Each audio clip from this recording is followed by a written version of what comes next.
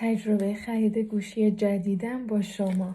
خیلی خوشحالم، خیلی دوستش دارم، حتی دوست ندارم ازش استفاده کنم. خب من اینجاشو باز کردم چون خیلی ذوق داشتم، ولی نیفته. خیلی قشنگ. بین سفید و صورتی مونده بودم، ولی خب فکر کردم که این راحت تر ست میشه و راحت تر هم قاب روش میشینه و این چیزا. خب ببینیم خوشگله. بریم اینجا رو با هم باز کنیم.